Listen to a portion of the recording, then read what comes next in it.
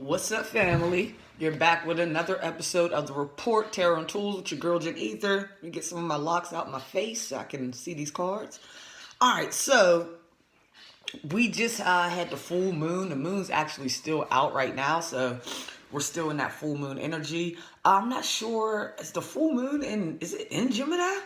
I'm not exactly sure exactly where the placements are of the full moon, so put that down in the comment section. I'm literally just waking up from my little nap at work and just wanted to get on just so we could see what we're supposed to be releasing during this full moon energy. Now, in the perfect world, I would have had this reading up like 2 days to a day ago just to give us time to prepare. But the great thing about the full moon and these energies, they do linger for about 3 days. Like I said, it's the full moon still up right now, I believe. So let's get straight into it and see what we need to be releasing. And this release work can really still go on into like the end of the week, probably all the way out until like Saturday, Sunday. So what does my collective need to be releasing for the full moon? During this full moon energy, what does my collective need to release? Ooh. Ten of Swords. So if you guys have been feeling this energy, this is my stabbed in the back, deceit, really just being pretty much done. Like when this happens, this is like, okay, whatever happened to you, whatever type of deceit, this could have been deceit through intellectual property. So this could be someone stealing your ideas and running off with them. Why do I say intellectual property? Because the swords is all about your intellect and your it's about your intellect, your thinking properties. So this could definitely have to do something with intellectual property. Maybe whatever was stolen from you, it left you feeling like you're down and out and you can't come back from it, but they don't want you to think like that. Also, if there's anyone that stabbed you in the back or has done anything to deceive you, they want you to get out of that energy of the deception and kind of move on from that. Not kind of, they want you to release that energy. I'll be doing a lot of that releasing like as soon as I get done with this, because the full moon's out, so I'm gonna be skating, giving it up to God, you know, releasing things that either no longer serve me or things that maybe haven't served me for quite some time that I have yet to release fully. So they want you to release, and I think that was very poignant what I just said. Anything I say during the readings is going to resonate for not only me if I'm speaking about me, but it's also going to resonate for my collective because we the soul tribe, we soul family, you know? So I just said, you know, you may want to release, or I may want to release some things, you know, in my present or things that I have yet to release. There may be things that are in your subconscious mind that are still lingering from even years ago, a decade ago, from childhood that you have yet to really release. Now, when you're talking about releasing, you could do something called a cord cutting. That's probably what I'll be doing in the next couple days, where you basically just take an energetic cord, you place like with your mind, but you meditate, you take yourself in connection to whatever the event was, or if it's a person that you're attached to, whatever this thing is that you're attached to, and you create an imaginary cord in between you two. It's like tethered to both of y'all, right?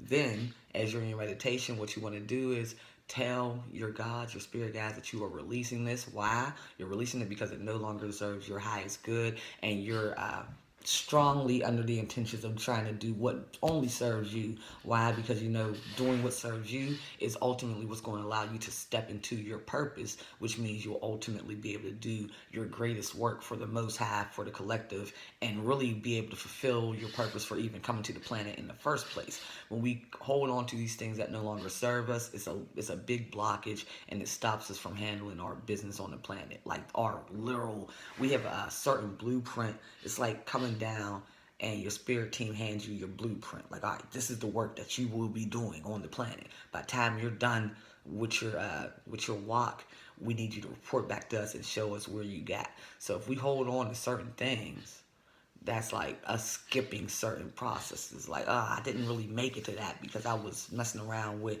this situation for like 20 years and I never really got to touch on that. Now, that doesn't neglect the assignment. Like, none of that shit gets erased. Like, oh, okay, well, you didn't get to do it? That's fine. No, that's what happens. You come back to the planet and you have to start over. One of my greatest examples I love to use is the movie Down to Earth. Even though it's a comedy, it is so greatly written from the aspect of reincarnation and how that thing works. So every time, because dude, Chris Rock in the movie got reincarnated damn near 3 times. He died as himself, where he was the failed comedian. Then he woke up as the white guy. I can't think of his name right now. I love his name. Wanda Sykes. I can just hear Wanda Sykes. Mrs. Oh, F him. He ain't never done shit. Hey. what is his name? Well, anyway, then he reincarnates into his body. Mr. Wellington. Hey, Mr. Wellington. Mr. Wellington ain't never do shit for us. Hey, Mr. Wellington. so he reincarnates into Mr. Wellington. Now, when he reincarnates into Mr. Wellington, which is the fat, rich white guy, he was able to sustain or remember who he was, sustain his consciousness as who he was. So basically, he really didn't go through the full reincarnation process. Why? Because in the movie, they killed him on accident, which probably shouldn't happen, but you know, that's to be debated. But he basically was not supposed to be off the planet. So when they put him in Mr. Wellington, it was a test body. It was like taking a car out for a test drive. So his consciousness, who he actually was, his spirit was still very intact. Like, he knew exactly who he was. He knew he was test driving. But when he got his real body as Joe Guy, that comedian, that's when you go back and watch it. When he stepped into that body, they even warned him right before he went into it. Like, all right, we got you the body. You will no longer know who you are. Everything that we've gone, like, will be a memory as far as God, the angels who helped you get this body, everything that you've experienced as Mr. Wellington, which was a lot of shit. You won't remember any of that, and you'll never remember being the person you are before you were even Mr. Wellington, which was his true identity. Remember, Mr. Wellington was just a test drive. So you won't remember who you originally was anyway before this happened, and you won't remember the experience of dying, having to go through this trial run, which is, I would call, like, the purgatory, and you'll only remember who you are as Joe Guy, this guy that we're putting you into. So the importance of that is to say, like I said, when we come down with the blueprint, just because we don't accomplish everything, when we go back up there, we still got that blueprint. There's been check marks. They've been tallied. They've been keeping a tally of the work we've done, and your higher self, the person who actually made the soul agreement to do the work, your higher self that's got the bird's eye view that can see the future, the past, the present. You know what I mean? Your higher self that you ain't hide from the world, but you hide in the world from your higher self. That motherfucker is keeping a tally on the things that we came down here to do. Your higher self knows exactly why you came here. That's why if you notice when you're going in the wrong direction, or if you're being led off track, or if you're holding on to things that will ultimately cause you to not follow your divine purpose in life, or not follow what your notes say when you came to the planet, you'll get those nudges to go a different way. Who is that? That's your higher self. Why? Because your higher self knows the plan. It's like, damn, let's stick to the plan. This is not the plan. Like, this is cool. This is an experience to be had. This was a part of the journey, but nothing can be so important that it literally takes you totally off track from why you came to the planet. Why? Because, like, I always try to say, the life purpose for us is a lot deeper than us. The Most High, God, whoever you want to call him, Jesus Christ, whatever deity you subscribe to, this deity he doesn't come to the planet, he doesn't physically talk, he's not going to lead people physically, he's a spiritual being. But what he does do, and this is why I had to my take on the Bible had to change once I got deeper into spirituality, what he does is he can use humans, people he sent down to the planet with a divine purpose, to channel for him. So a lot of the work that I do when I'm getting down here doing my work, it's a lot of work that God can't physically do. So he gives me the information. Like, even with this reading, what should we be releasing during the full moon? I usually don't do full moon readings. It was the divine, the Most High, who gave me the intuitive hit. Like, all right, I need you to do this reading. So when I'm stepping in my divine purpose, when I'm following my purpose, I'm actually following what the Most High needs me to do, so we can get this work done. It's bigger than me. It's literally for the grand purpose. So anything that I do right now, the marks of it will be left behind for for eternity, for as long as we're here in existence, and not the planet. I'm talking about for as long as our souls exist, which is for eternity. So the work you put in, the things that you do, whether you're leading the right path or the wrong path. What's the right path or the wrong path? Because there's really no right or wrong way in life. But the right path is doing what's right for you. It's not selling out. What's being a sellout? Being a sellout is not always about money. Being a sellout is doing things that you know are going against your highest purpose.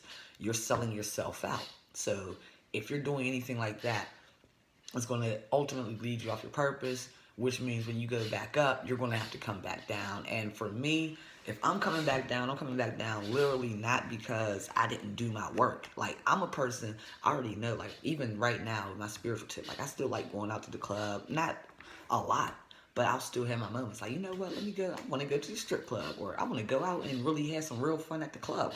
I want to, you know what I mean, go dance on someone. Let's see what's popping, right? So even as a spiritual being, like, I already know I'm going to be the type where once my work's done, I'm still going to be hitting the planet. Like, all right, I'm going back to the planet. Let's see what's up with the planet, just to have fun. You know what I mean? So, but it won't be because I didn't do my spiritual work. I'll be free to come and go as I please. And that's where we're all ultimately trying to get to. What else do you need to be releasing? Clarify this King of Cups. Clarify the King of Cups, please. Yeah, any tasks, any emotional baggage. They want you to release any emotional baggage. We have the King of Cups, and the clarify is the Eight of Swords. Now, the King of Cups is definitely a man who holds his emotions in his hands. He got that cup, which is his emotions. But in this card, the King of Cups is also, it's in the middle of deep emotions, deep waters, even a bit choppy, but it's standing or sitting on that stable slab of concrete. So even though they may be in the midst of turmoil, in the midst of high emotions, they're still able to keep themselves balanced. So that's what they want you to be able to do. Even though you may be in the midst of chaos, in the midst of high emotional people, in the midst of just high emotional situations, they need you to be able to keep your balance and not be trapped in this. Basically, to be able to center yourself so you can be in situations but not be of them. There's been many situations, like I hustled for many, many moons as far as really out there hitting the block every day, like not like a job, like motherfucker, like hitting the block. You know what I mean, like making sure I'm out the crib by 5 in the morning, doing my thing and coming back in by 5 in the morning. You feel me? That type time. So as I was doing that, and yeah, I mean, not gonna get into it, but you know, I got history doing that.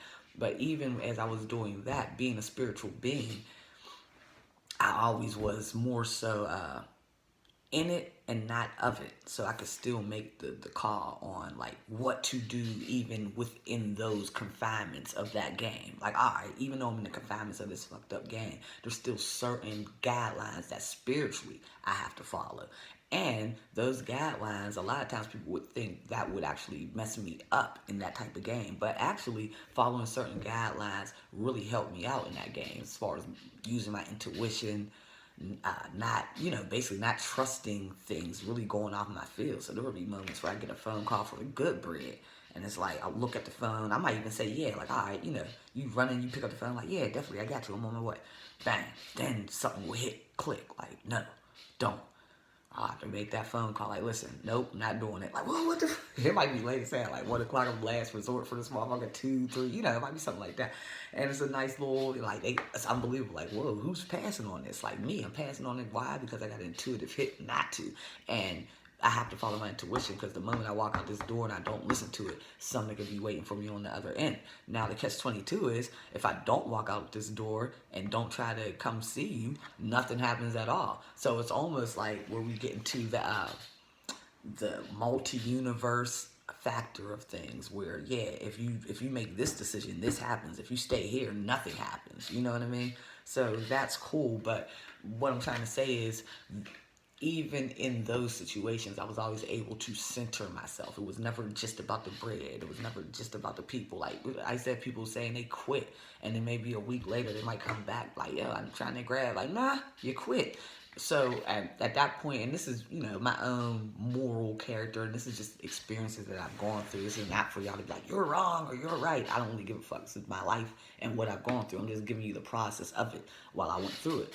But even in that case, you come back like, all right, no, like you already, you told me what it was because you're trying to get right. Now, if you're trying to get right, that means you're being spiritually guided to be led away from getting high, right? So if you're being spiritually led to get away from getting high, but getting high is such an addictive thing, it's very hard to do. Who am I to be the person to be like, yeah, get high? No. Especially, I've always looked at that the same way I've always looked at women. The way I handle that game is the same way I've always handled like the dating game. Like, I'm not really, you'll never see me stepping on someone's toes. You'll never see me dating someone that one of my friends or even someone that I knew dated, if I know about it. Now, if I don't know about it, then yeah, it can happen. But if I personally know these two people dated for 6 months to a year or something, I'm not doing it. Why? It's just like if I know, or if I knew back when I was on that game, that this person just came to me saying that they were quitting and gave me, even if they didn't give me no reasons, I know. You know what I mean? So the same reason why I don't have to hustle to that person is the same reason why I don't have to fuck with no one's female that I know. It's because there's too many fish in the sea. Like with the hustle game, way too much money out here. I don't have to cause myself bad karma, and I don't have to mess up your life journey from me selling you more drugs. When there's going to be someone walking up to me within the next 5 minutes who is not on that at all, who truly just wants to get high. You feel me? So same thing with the females. Like, there's no need for me to really date anyone to cause even a piece of bad blood, because there's so many other females in the world, so many fish in the sea, that why do I have to do that for? I'm just going to, be cool, and I'll wait for my independent fish that was created for me to come, So they want you to center yourself through the turmoil. If you're going through bullshit, they want you to center yourself. This 4 staffs is talking about balance. Also, if you're in a relationship, they want you to be able to find balance within that relationship. For those of you guys who are on the twin flame journey, because this is the twin flame card. And usually, I don't speak on twin flames unless I'm doing a particular twin flame reading. But on this, because we're doing the releasing for the full moon, we will talk about it because it's very important. So if you guys are finding yourself in a situation where you're in separation from your twin flame and you're feeling like the separation is hindering you, why? Because you're worried about the separation, you're thinking about the separation, you're getting research on the separation, that would be something to release. Because remember, with anything in life, whatever's meant for you is for you, and it can't be taken away. So there's no need to bog down your life and stop yourself from actually checking off those things that you came down to the planet on the list to do for something that if it's meant to be, it will be regardless. So you gotta do you and keep it moving. And that's with everything on those cards. It's like if you're stuck in anything, just know you gotta keep it moving because you got shit to do. What's her name? Song just popped in my head. The winner of Miss America, Vanessa Williams. I got work to do. My falsetto sucks right now because I just woke up. But that I got work to do. Look that up. It's a funny song. I've always laughed at it, but it's a good song. I got work to do, baby. Yeah, so they want you to put in this work, because once you put in the work, you will be able to stand to your emperor. So what else does my collective need to release? Is there anything else? We'll pull from this, and then I'm getting off. Is there anything else my collective needs to release for the full moon? What else does the collective need to release? Courage. Be courageous and stand up for your beliefs. So they don't want you to release courage. They want you to stand up and have courage to release the things. So I feel like there may be some things in your life that you've known you've had to release for some time now, but you have not been courageous enough to do so. But like I'm saying, if you're holding on to things that are not best suited for you, you're literally stopping yourself from following your divine purpose. So you have to be courageous enough to let go. This is me speaking to myself as well. I'm a part of the collective, so these messages are never above me. A lot of people, I've been starting to say that more, because I would hate for people to think like, oh yeah, Ether does this, she's reading these cards, she got it together. Like, no, it's a daily practice for me to do spiritual work on myself. Like, I just took a break, a 30-day break that started on May 19th, which is my birthday and my twin's birthday and the great late Malcolm X's birthday. What's up, brother? But yes, I started a break on May 19th that will last for 30 days up until June 19th, maybe even a little longer. And that's a break on personal readings. Why? Because the personal readings can get you a little bogged down. You do the reading, then you're communicating back and forth, sometimes up to a week after the reading. So I just needed to really take my energy back and really have time for me to get my spiritual hits, to do some meditation, to do some childhood some childhood wound healing. So yeah, I'm not above the spiritual work. I'm just here to assist you guys as we all do it. Compassion.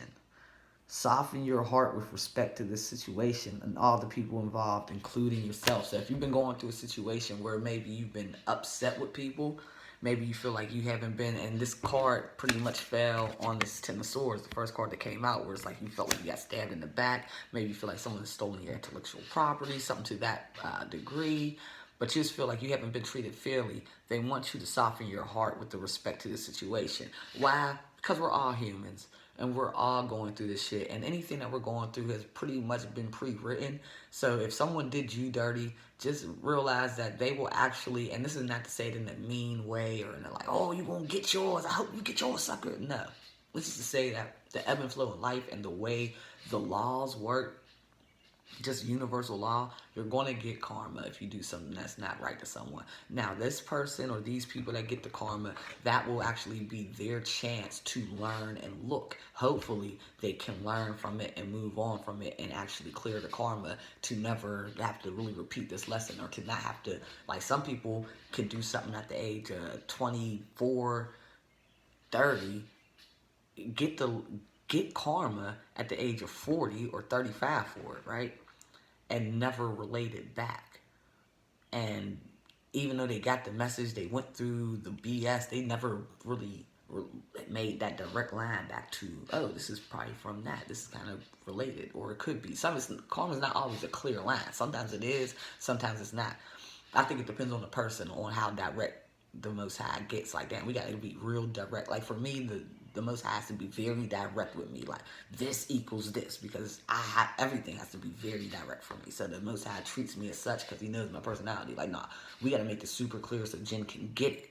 So, but the thing is, once you understand these things, then you can have compassion for people, because you understand that everyone's going through their life journey trying to ultimately do what they had to do. So someone doing you wrong could literally be a part of their life journey for them to collect their karma, so they can actually begin to walk on the right path. So you're going to have more compassion, and just understand that everyone's going through their walk. Everyone's trying to figure it out. And this is definitely a huge one for me. It's like the biggest thing I've been learning.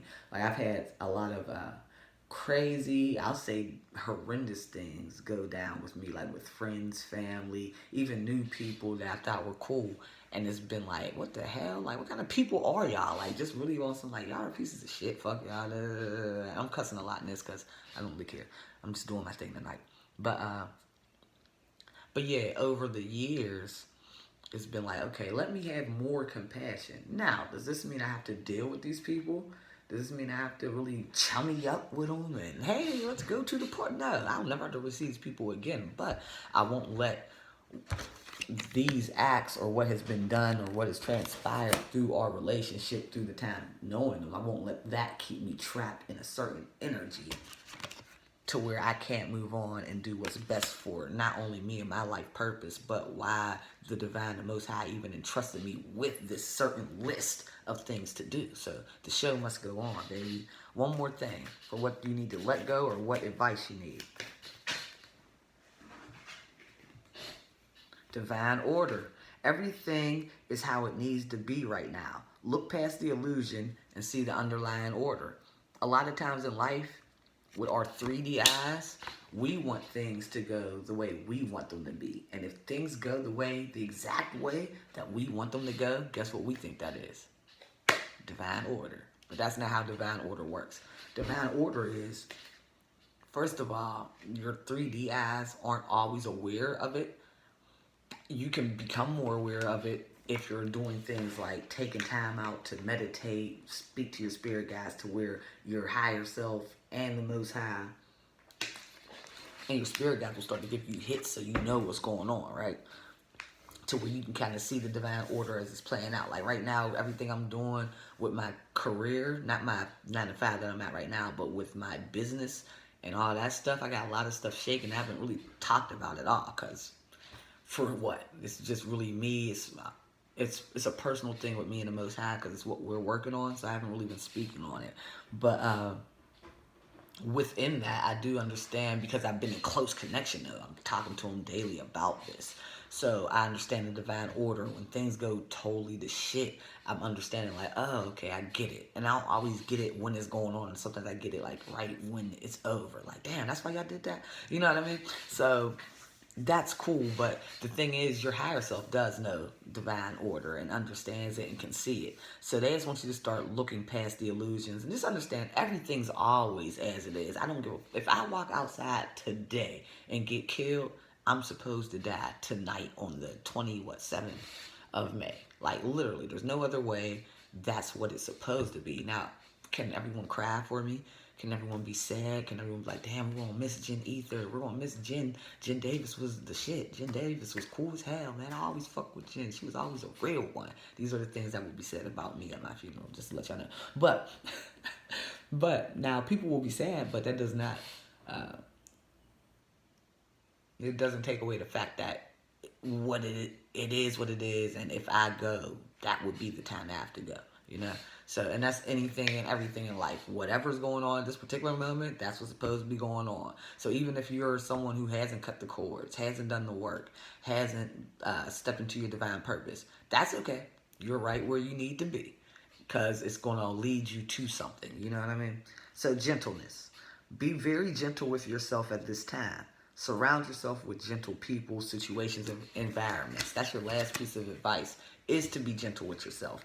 Is to, if you know, because I feel like with my collective, a lot of us from my Facebook to YouTube, a lot of us have been on the spiritual road for a while now. And a lot of us have known of the things that we've had to release for a while now. And a lot of us have yet to fully release those things. So the universe does want you to know, like, listen, we know there's a divine purpose. We know there's divine timing. We know we gave you that blueprint to figure this stuff out. But also, we want you to take it easy on yourself. Be cool, my baby. Don't stress yourself out. They want you to be gentle. Be very gentle with yourself at this time. And to help yourself become gentle with yourself, you're going to surround yourself with other gentle people. You're not going to beat yourself up like, I knew I should have been let this go. Why can't I do this? I'm so weak. I'm so stupid. No, that's just counterproductive, and it doesn't do anything to help you. You're going to want to be gentle with yourself and maybe cope a little bit. Understand, like, you know what? The situation's been very hard for me to let go. Let me do some meditation and see what things I can come up with. Let me ask the divine, how can I help? Or how can you help me? Or what are the things that will help me get through the situation so I can ultimately release it into the ethers and move on with what me and you got planned, so we could just make this this universe a better place to be a part of. So that was your reading. It was long-winded, but I think it was supposed to. With these full moon readings, there's a lot that's coming out. There's a lot that we need to release.